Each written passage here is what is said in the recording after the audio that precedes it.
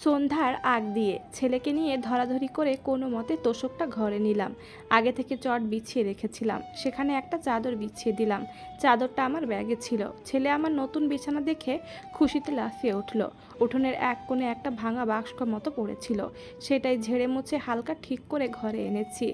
কাঁথাগুলো ভাঁজ করে রেখেছি ওখানে। খালা এলেন এমন সময়। আমি তখন কম্বল ভাঁজ করছি। খালা কিছুক্ষণ কম্বলের দিকে তাকিয়ে বলল, বা কম্বলটি দেখছি নতুনই আছে, ধুলো লেগে নোংরা লাগছিল। জানো তন্নি, এমন একটা কম্বল আমার মায়ের ছিল। মা মরে গেছে কত বছর হলো, আজও কম্বলটির কথা ভুলতে পারিনি। কম্বলটি যদি পেতাম, গায়ে দিয়ে এক রাত ঘুমাতাম। আমি বুঝে গেলাম তার মতলব, কিন্তু এবার আর সুযোগ দেব না। বললাম, না না খালা, তা কি করে হয়? এটা আপনাকে দিলে আপনার মায়ের কথা বেশি করে মনে পড়বে, আপনার কষ্ট পাবেন মায়ের কথা মনে করে। এর চেয়ে বরং আপনার যা আছে তাতেই ঘুমান, কষ্ট কম হবে। আমার এহেম কথায় খালার মুখখানা ছোট করলো। চারপাশে তাকিয়ে ভাঙা সেই বাক্সটি দেখে বলল, তুমি আমার বাক্স ঘরে এনেছো কেন তন্নি? টাকা দিয়ে কিনেছো নাকি? টাকা দিয়ে সবই তো কিনলাম, বাড়িওয়ালা হিসেবে আপনারও উচিত ছিল কিছু দেওয়ার। আপনার ঘর বাড়ি সারালাম, সব ঠিক করলাম, এগুলো কিন্তু আপনার দায়িত্ব ছিল একটা বাক্সের জন্য। এখন টাকা চাইতে আসবেন না দয়া করে, এটা তো ফেলেই রেখেছিলেন আপনি। খালার আগে আগুন। ঘর থেকে হনহনিয়ে বেরিয়ে গেল সে। আমার ভীষণ হাসি পেল কেন জানি। অনেকেই হয়তো ভাবছেন আমি কেন এর বাড়ি থাকছি। এখানে থাকার তেমন ইচ্ছে আমারও নেই। থাকছি বিপদে পড়ে, দুনিয়াতে আপন কেউ নেই আমার। এই বাড়ি থেকে আকাশের বাড়ি খুব বেশি দূরে না। একটা সাহস পায় অজানা কারণে। যদিও আকাশ অকৃতজ্ঞ, কিন্তু ওই এলাকার কিছু মানুষ আছে যারা আমার পরিচিত। মনে হয় কোনো বিপদে পড়লে তাদের কাছে গিয়ে সান্ত্বনা পাবো। একবার হলেও তারা দেখবে আমায়। নিজের জন্য ভাবি না আমি, বাচ্চা দুটোর জন্য চিন্তা হয়। অন্যত্র চলে গেলে যদি কোনো বিপদ হয়, চারিদিকে কত খুনের ঘটনা শুনি, মনে ভয় হয় ভীষণ। এখানেও এমন কিছু ঘটতে পারে, কিন্তু কাছে পিঠে কজন পরিচিত লোক আছে, সেই এক ভরসা। বর্তমানে একটা ঘর বাথরুম নিতে গেলেও 1500 নিচে নেই। আমি খুঁজেওছি, অগ্রিম দিতে গেলে 3000। থাকবো তবুও মনে ভয় নিয়ে। অনিরাপত্তা কাজ করবে ভীষণ। একটা কাজের জোগাড় করব প্রথমে, এরপর এখানেই কাছাকাছি একটা ভালো ঘর নেব। ছেলে মেয়েকে ভালো পরিবেশে বড় করব। এখানে অ্যাডভান্স টাকা দিয়ে দিয়েছি, সুতরাং গেলে আমারই লস। সুখের সময় নেই আমার হাতে, অগন্তি টাকাও নেই যে 1 মাসের ভাড়া গচ্ছ দিলে সমস্যা হবে না। বাড়িটা না সারালেও পারছিলাম না। জানি না কতদিন থাকতে হবে এখানে। কাজ খুঁজতে হবে, সময়ের ব্যাপার। ভাঙা ঘরে থাকলে কোনো বিপদ হতে পারত। আমরা বাচ্চার মায়েরা বাবুদের নিয়ে একটু বেশি সেন্সিটিভ। বাচ্চার সুস্থতার ব্যাপারে কখনো টাকা দেখি না। এসব ভাবতে ভাবতে কাজ শেষ করলাম। ছেলেকে বললাম খেয়ে নিতে। ছেলের আবারও একই প্রশ্ন, বাবা আসেনি আম্মু? বললাম, বাবার কাজ আছে তাই আসেনি, তুমি খেয়ে নাও। ছেলেটা আমার মন খারাপ করলো, খেতে লাগলো চুপচাপ। আমি খেলাম একটু, দরজা লাগিয়ে শুতে যাব। এমন সময় খালা এলো আবারও। বুঝলাম না এত আসার কি আছে, প্রয়োজনের সময় তো আসে না। খালা বিছানায় বসে আমার ছেলের মাথায় হাত বুলিয়ে বলল, ঘুমাবে নাকি? ঘুমাও বাবু, বাচ্চাদের তাড়াতাড়ি ঘুমাতে হয়।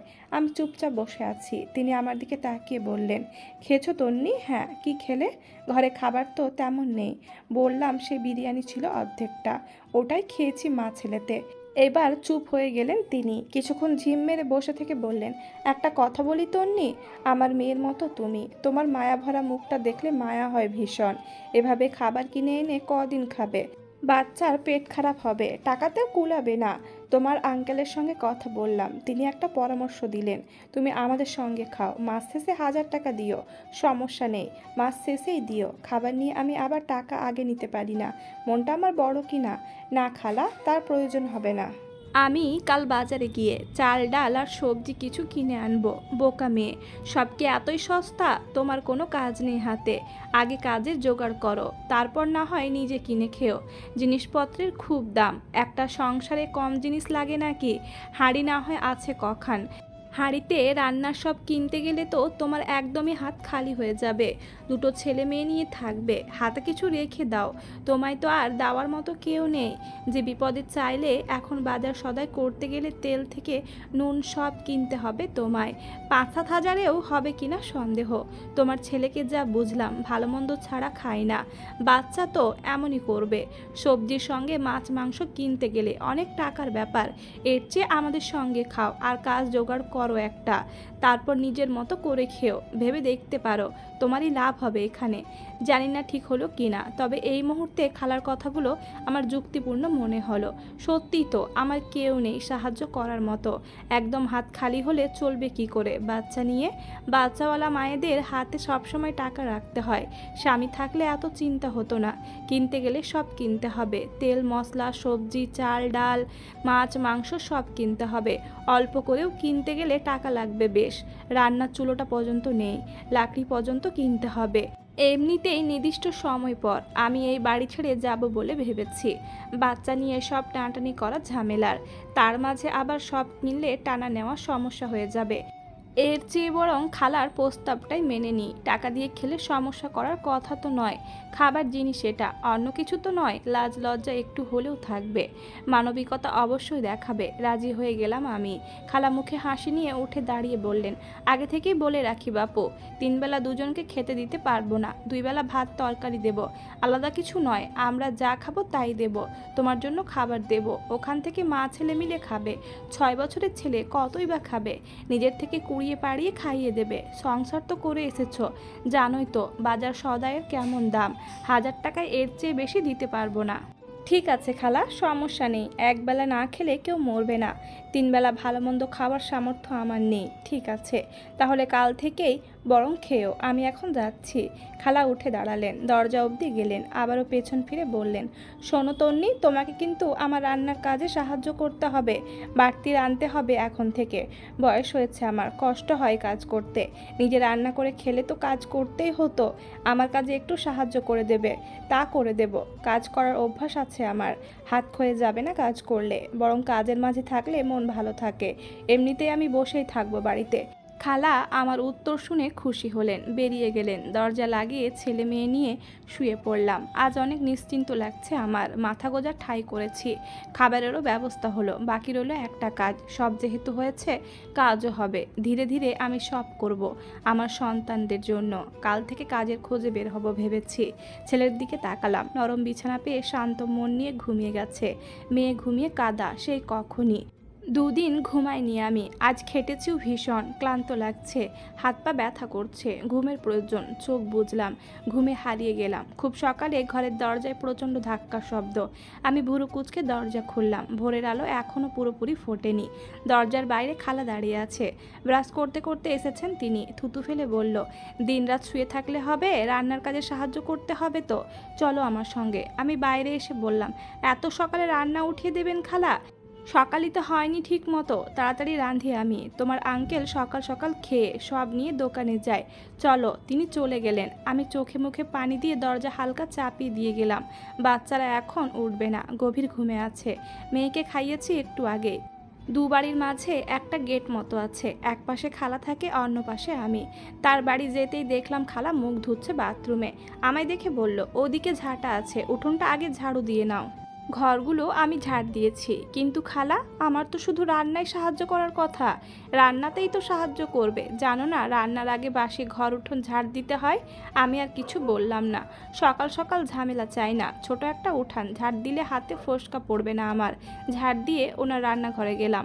খালা সবজি নামাচ্ছে। এই প্রথম ওনার বাড়ি আসলাম, চারপাশ দেখলাম, বেশ বড় বাড়ি, দামি ফার্নিচার। ছেলেরা বিদেশ থাকে বলে কথা। ঘরে হরেক রকম জিনিস, 4-5টা রুম, প্রতিটা রুমেই ছোট বড় অনেক শোপিস, ফার্নিচার, ডিজাইনের আলমারি, খাট, ড্রেসিং টেবিল, আরও কত কিছু। মহিলা শৌখিন আছে বলতে হবে। আমার ঘরেও একসময় এত কিছু ছিল, নামি দামি ফার্নিচার ছিল, এর চেয়ে বেশি ছিল বলতে গেলে। শখ করে কত কিছু বানাতাম। সাজানো গোছানো সংসার আমার ধুলো হয়ে গেছে যেন, সবই আজ অতীত। রান্নাঘরের একটা জিনিস দেখে ভীষণ অবাক হলাম, বস্তাতে করে পেঁয়াজ আলু রাখা। এত কেন? সামান্য 2 জন মানুষের বছরেও এত লাগার কথা নয়। খালা ডাক দিল আমায়, বলল, রান্নাটা আমিই করব, তুমি শুধু কেটে বেছে দেবে। রান্না করতে দিলে মশলাপাতি বেশি দিয়ে সব ফুরিয়ে ফেলতে পারো, তাই আমিই করব। আমি মনে মনে ভাবলাম, যাক ভালোই হলো। রান্নাটা বেশি ঝামেলার। বটি নিয়ে বসতে বলল আমায়। ঝুড়িতে করে অনেক পেঁয়াজ নিয়ে এলো, প্রায় 2-3 কেজি মতো হবে। কাটতে বলল। বুঝলাম না এত পেঁয়াজ কি করবে, ভোনাতেও তো এত লাগে না। পেঁয়াজের কোনো রেসিপি করবে নাকি? শুধু পেঁয়াজ রেসিপি হয়? একবার জিজ্ঞেস করব ভাবলাম, কিন্তু করলাম না। কি করে দেখতে চাইলাম। পেঁয়াজগুলো কাটতে লাগলাম। প্রচণ্ড ঝাঁজ, কেজিখানেক কেটে আর কাটতে পারলাম না। উঠে দাঁড়ালাম। খালা ভাত রান্না করছিল। আমায় দাঁড়াতে দেখে এগিয়ে এলো, বলল, চোখে পানি দিয়ে নাও। প্রথম তাই এমন হচ্ছে, আস্তে আস্তে সব ঠিক হয়ে যাবে। বাথরুমে গিয়ে চোখ মুখ ধুয়ে এসে বাকিগুলো কেটে দাও। বাথরুম গেলাম, চোখে বেশি করে পানি দিলাম। মুখ ধুয়ে নিলাম, জ্বালা কমেছে কিছুটা। আবারও কাটতে বসলাম, কষ্ট করে হলেও সবটা কেটে নিলাম। খালা পেঁয়াজ নিয়ে একটা বড় ব্যাগে ওঠায়। এবার কেজি দুয়েক মতো আলু নিয়ে এলো। কেটে দিতে বলল টুকরো টুকরো করে। কুচি করতে নিষেধ করেছে। এত আলু দুজন মানুষ খাবে কি করে, যেন কোনো অনুষ্ঠানে নিয়ে যাচ্ছে। মনে অনেক প্রশ্নই ঘুরপাক খাচ্ছে। প্রথম দিন তাই কিছু বলছি না। আলুগুলো কেটে দিলাম, সেগুলো ব্যাগে ভরছে তিনি। এবার নিয়ে এলো দুটো বেগুন, তিনটে আলু আর একটা পেঁয়াজ। আমি বললাম, মাত্রই না কত কিছু কেটে দিলাম, আবার এগুলো কেন আনলেন? খালা একগাল হেসে বলল, আরে বাবা, ওগুলো ছিল আমাদের দোকানের জন্য। তুমি হয়তো জানো না, আমাদের একটি দোকান আছে বাজারে, ভাজা জিনিস বিক্রি হয়। দোকানের বড়া সিঙ্গাড়ার জন্য কাটলে ওসব। এবার এগুলো রান্না হবে। রান্না না হলে খাবে কি? তাই তাড়াতাড়ি কেটে দাও। তুমি বাপু খুব ঢিলে, এইটুকু কাটতেই বেলা 9টা বাজিয়ে দিলে। রান্না করে খাবো কখন আমি? আজ তোমার জন্য তোমার আঙ্কেলকে না খেয়ে যেতে হবে। কিন্তু খালা, আপনি তো আমায় বলেননি দোকানের জন্য তরকারি কাটতে হবে। আপনি বলেছেন নিজেদের রান্নার জন্য কাজ করতে হবে। এত জিনিস খামোখা আমি কেন কাটতে যাব? খালা মুখ বাঁকিয়ে বললেন, মুখে মুখে কত চোপা করো তুমি তন্নি। তোমায় শান্ত ভেবেছিলাম, মেয়ের মতো মনে করি। ভেবেছিলাম মায়ের কাজগুলো করে দেবে। যাকগে সেসব, কাল থেকে আর করতে হবে না তোমায়। এখন সবজিগুলো কেটে দাও, মাছটা ধুয়ে দাও। সবজি কেটে দিলাম, মাছ ধুয়ে দিলাম, সব করে দিয়ে বললাম, বেলা অনেক হয়েছে খালা, আমি গেলাম। বাচ্চারা মনে হয় উঠে গেছে। সে বলল, যাও, রান্না হলে দিয়ে আসবো খাবার। দৌড়ে ঘরে এসেছি, সত্যি সত্যিই মেয়ে কাঁদছে। ছেলে মেয়েকে কোলে নিয়ে কান্না থামানোর চেষ্টা করছে। দ্রুত কোলে নিলাম মেয়েকে, খিদে পেয়েছে বেচারার। ছেলে অভিমানী কণ্ঠে বলল, কোথায় গিয়েছিলে আম্মু? আপু কখন থেকে কাঁদছে। আপু আমার ঘুমটাও ভাঙিয়ে দিয়েছে। আমি কাজে ছিলাম, আর ঘুমাতে হবে না, পরে ঘুমিও। কলপারে পানি উঠানো আছে, মুখ ধুয়ে এসো সুন্দর করে। তোমার জন্য নতুন ব্রাশ পেস্ট কিনে এনেছি। ফ্রেশ হয়ে এসো, খেতে হবে। ছেলে আমার বাধ্য বাচ্চার মতো কথা শুনলো। মুখ ধুয়ে মুছে বিছানায় বসলো। আমি ততক্ষণে মেয়েকে খাইয়ে মুখটা ক্লিন করিয়ে শুইয়ে দিয়েছি। সে এবার একা একাই খেলছে। হাতে বোতল নিয়ে পানি আনতে গেলাম। কলপাট থেকে খালাদের রান্নাঘর দেখা যায়। ওদিকে তাকালাম একবার, চুলো জ্বলছে না, তার মানে রান্না শেষ। হয়তো খেয়ে নিয়ে খাবার দিয়ে যাবে। আমার খাবারটা আগে দিয়ে গেলেই হতো, ছোট বাচ্চা আমার, খিদে সহ্য করতে পারে না। পানি নিয়ে ঘরে গেলাম, বেলা তখন 10টা। ছেলে চুপচাপ বসে আছে, মুখটা থমথমে। আমি ঘর বাইরে পায়চারি করতে লাগলাম। কখন খালা খাবার দিয়ে যাবে, কখন ছেলের মুখে খাবার তুলে দেব। সময় আরও কেটে গেল। ছেলে বোতলের ছিপি খুলে 2 ঢোক পানি খেলো। খিদে পেয়েছে বোঝা যাচ্ছে, কিন্তু প্রকাশ করছে না। বসে থাকতে থাকতে ছেলে আমার শুয়ে পড়ল। প্রচণ্ড রাগ হলো আমার। বেলা বেজে গেছে 11:30। খাবার সকাল রাতে দেওয়ার কথা, এখন দেখছি দুপুর হয়ে যাচ্ছে। এমন তো না রান্না শেষ হয়নি। সিলিন্ডার গ্যাসের ডাবল চুলা। এক চুলায় তরকারি কষাতে দিয়ে অন্যটায় মাছ ভাজতে দিলে মিনিট 10-এর মাঝে তরকারি রান্না শেষ হবে। ভাত তো আগেই হয়েছে, এক্সট্রা কিছু করেনি। করলে কেটে দিতে বলতো আমায়। উঠে দাঁড়িয়ে দরজা পর্যন্ত এসেছি খালার বাড়ি যাওয়ার জন্য। এমন সময় হন্তদন্ত হয়ে তিনি এলেন, বললেন, বড্ড দেরি হয়ে গেল মা। আসলে খাবার খেয়ে পেটে ব্যথা ধরেছিল, উঠতে পারিনি, তাই খাবার নিয়ে আসতে দেরি হলো। পেটে ব্যথা তো আমায় ডাকতে পারতেন, আমি গিয়ে নিয়ে আসতাম। আমার ছোট ছেলে খিদেতে কষ্ট পাচ্ছে, মাফ করে দাও মা। খাবার আমি দিয়ে যেতে চেয়েছিলাম, তাই আর ডাকিনি। কাল থেকে আর দেরি হবে না, সময় মতো খাবার পেয়ে যাবে। প্রথম দিন তাই সবই একটু পিছিয়ে গেছে। কাল থেকে আর এমন হবে না। খাবার নিয়ে ছেলেকে খাইয়ে দাও। আমি প্লেট হাতে নিলাম। এমন সময় একটা মহিলা এলো। খালাকে বাড়িতে না পেয়ে সোজা এখানে চলে এসেছে। মহিলাটি টাকা চাইতে এসেছে। খালার শাড়ির আঁচলের গিট খুলে কিছু টাকা দিল তাকে। মহিলাটি টাকা নিয়ে আমার দিকে রাগান্বিত চেহারায় তাকালো। ফিস ফিস করে বলল, এর জন্য আমার রোজগার বন্ধ হলো। আমি বুঝলাম না মহিলাটির কথা। একে তো আমি চিনিও না, আমার জন্য কিভাবে এর রোজগার বন্ধ হলো? ওদিকে ছেলে খাবারের জন্য ডাকছে। থালা নিয়ে ঘরে গেলাম আমি। মহিলাটি সহ খালা চলে গেলেন। পাশে বেছানো চটে ছেলেকে নিয়ে বসেছি। খাবার রেখে পানির বোতল নিলাম। থালার ওপরে ঢাকনা উঠায়। ভাত আর আলু বেগুনের ঝোল শুধু, অথচ রান্না হয়েছে মাছ। পরক্ষণে ভাবলাম রাতে দেবে হয়তো। 1000 টাকায় 2 বেলা মাছ মাংস এমনিতেই হয় না। থাক, যা দিয়েছে আলহামদুলিল্লাহ, খেয়ে নি। ছেলে জিজ্ঞেস করলো, এটা কিসের তরকারি আম্মু? মিথ্যে বললাম, সবজির তরকারি। ভাত দিয়ে মেখে খাও, ভালো লাগবে। সত্যি বললে মাছ খাওয়ার বায়না করতো। ভাত মেখে নিজে নিজেই 2 বার মুখে দিল আমার বাচ্চাটা। চিবিয়ে বলল, এটাতে তো মাছ মাছ গন্ধ আসছে আম্মু। আমি জবাব দিতে পারলাম না কোনো। চুপ করে রইলাম। ছেলে হয়তো আমার পরিস্থিতি বুঝতে পারলো। আর কোনো প্রশ্ন না করে খেয়ে নিল। আলিফের খাওয়া শেষ হলে থালাটা টেনে নিলাম। অল্প ভাত আছে, আর রেখে দিলে ছেলে ও বেলা হয়ে যাবে। এদিকে আমার পেটেও খিদে ভীষণ। রাতে 2-3 লোকমা বিরিয়ানি খেয়েছি শুধু। এক প্যাকেটে কতবার খাওয়া যায়? না খেলে মেয়েটার সমস্যা হবে, তাই খেয়ে নিলাম। ভাবলাম দুপুরে আজ পাউরুটি আর কলা কিনে খেয়ে চালিয়ে দেব। রাতে তো খাবার পাবোই। রাতে যা হলো এবার। দুপুরে খাবার জন্য ছেলেকে নিয়ে পাউরুটি কিনতে গেছি দোকানে। মেয়েকে ঘরে রেখে এসেছি ঘুমন্ত অবস্থায়। দোকান কাছে। একটু আগে দেখা সেই মহিলাকে দেখলাম দোকান থেকে তেল কিনছে। আমায় দেখে মুখ ঘুরিয়ে চলে যেতে লাগলো। সুযোগ পেয়ে আমি তাকে ডাকি, বললাম, আপা, আপনার সঙ্গে একটু কথা ছিল। তিনি সাইডে দাঁড়ালেন। আমিও সাইডে এসে বলি, আপনাকে তো চিনি না আমি আপা। একটু আগে প্রথম দেখা হলো। আপনি সম্ভবত আমায় বলেছিলেন আমি আপনার রোজগার নষ্ট করেছি। সেটা কিভাবে? মহিলাটি কর্কশ কণ্ঠে বললেন, সব জেনে নাটক করা হচ্ছে না? আপনি জানতেন না ওখানে আমি কাজ করি, দোকানের সবজি কাটার? আপনি ইচ্ছে করে আমার কাজ কেড়ে নিয়েছেন। গরিবের পেটে লাথি মারলে সৃষ্টিকর্তা পাপ দেয়। এবার বুঝলাম সবটা। মহিলাটি কেন আমার ওপর ক্ষেপে আছে। আমি তাকে আমার বিষয়ে সবটা বললাম সংক্ষিপ্ত আকারে। খালার ব্যবহার ও প্রস্তাবটিও জানালাম। আমি কেন অন্যর কাছে দোষী হয়ে থাকব? দোষ না করেও। সব শুনে তিনি বললেন, আমার আগে সন্দেহ হয়েছিল এমন। না হলে হঠাৎ করে এসে আপনি কেন এ কাজ করবেন বিনামূল্যে? আপনার ওই খালা আমায় বলেছে আপনি নাকি নিজ থেকে ওনার দোকানের সব সবজি কেটে দেবেন, তাও বিনা টাকায়। খুব ভুল করেছেন এর বাড়ি এসে। মানুষ ভালো না উনি। টাকা থাকলেও মন নেই। রক্তচোষা আত্মা বলতে পারেন। শুধু পরেরটা খাওয়ার লোভ। এর আগেও এক ভাড়াটিয়া এসেছিল। 7 দিনের বেশি টিকতে পারেনি। আপনাকে যে ঘর ভাড়া দিয়েছে ওটা ঘর নাকি? ওখানে অমনি বেড়া দিয়ে রেখেছে। শুকনো পাতা লকড়ি রাখে ওখানে।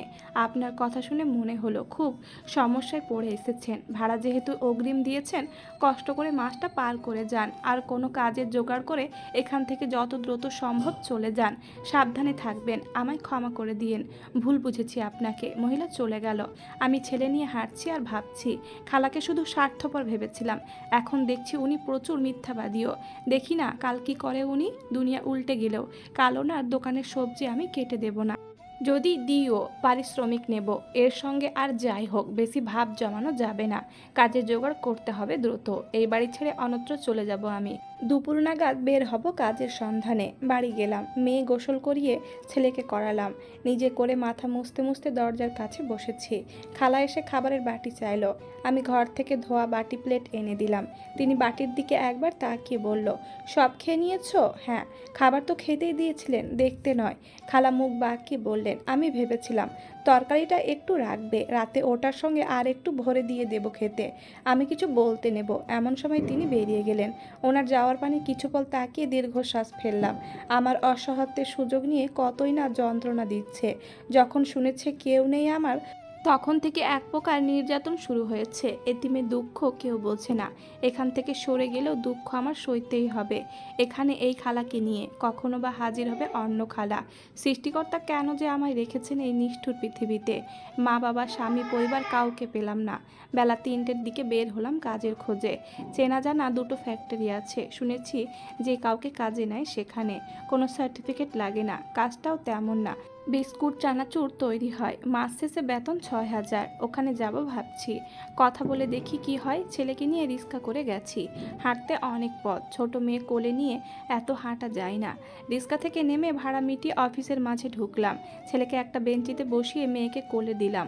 বলেছি এখান থেকে না নড়তে। অফিসে খোঁজ নিয়ে ম্যানেজারের কাছে গেলাম। সব খুলে বললাম। একটা কাজ দিতে বললাম। সে বলল সব শিফট লোক ফুল, আপাতত নেওয়া যাবে না। তবে 1000 টাকা হলে চাকরি নিয়ে দেব ওপর পদে। বেতন হবে 9,000। এই মুহূর্তে 20,000 টাকা আমার কাছে কোটি টাকার সমান। কোথা থেকে জোগাড় করব? অনুরোধ করলাম, শুনল না। এক মহিলা ডেকে ভিখারি বলে দূর দূর করে তাড়িয়ে দিল। ছেলেকে নিয়ে আবারও রিক্সাতে উঠলাম। অন্য একটা ফ্যাক্টরিতে গেলাম। সরাসরি ওখানকার বসের সঙ্গে কথা বলেছি। লোকটা অল্প বয়সী। আমার সব কথা শুনে আমার প্রতি করুণার স্বরে বলল, ঠিক আছে, কাজ হবে, কিন্তু নাইট ডিউটি করতে হবে। বিকেল 5টা থেকে রাত 8টা পর্যন্ত। কাজ সহজ, বসে বসে প্রোডাক্টে সিল মারা। আপনি চাইলে আপনার মেয়েকে আনতে পারেন, ছেলেকে নয়। এত মানুষ ভেতরে অ্যালাউ নেই। মেয়ে ছোট দেখে মেনে নিচ্ছি। আমি তাতেই রাজি হলাম। বস আমার ফোন নাম্বার চাইলেন, কাজের বিষয়ে কথা বলবেন। দিলাম নাম্বার। কৃতজ্ঞতা জানিয়ে বাড়ি এলাম। ফিরতে ফিরতে সন্ধ্যা হয়েছে। বাড়ির উঠোনে দাঁড়াতেই দেখলাম ঘরের দরজা খোলা, অন্ধকার ভেতরে, অথচ আমি বাতি জ্বালিয়ে গেছিলাম। অন্ধকার ঘর রাখলে ইঁদুরে কাঁথা বালিশ কাটতে পারে। তাহলে ঘরে কে ঢুকেছে?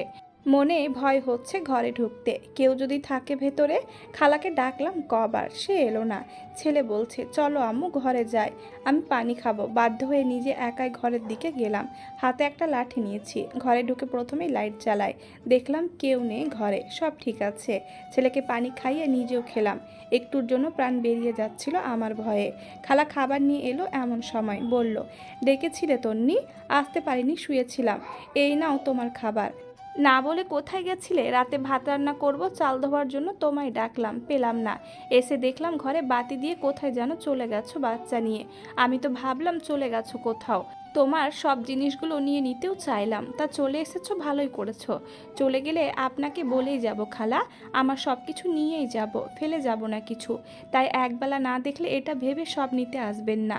জিনিস আমার, কোথায় নিয়ে কি করব সেটা আমার ব্যাপার। আপনি লাইট বন্ধ করেছেন কেন ঘরের? বিনা অনুমতিতে ঘরেও ঢুকেছেন। খালা বড় বড় চোখ করে বলল, ও বাবা, ও বাবা, আমার ঘর, আমি আসতে পারবো না?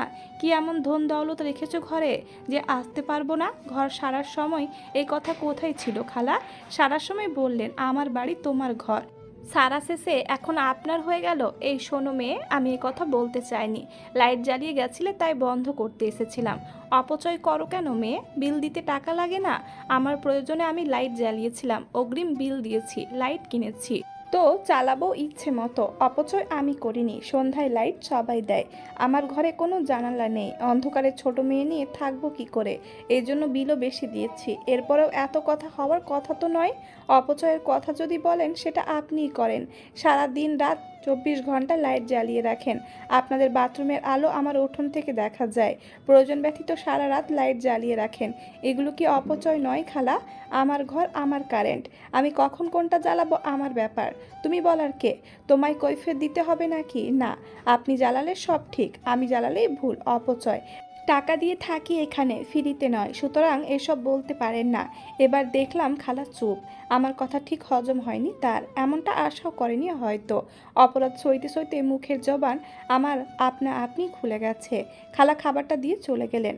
আমি ঘরে এলাম। ঢাকনা খুলে দেখি সে আলু বেগুনের ঝোল আর ভাত। এ কেমন নির্দয় মানুষ!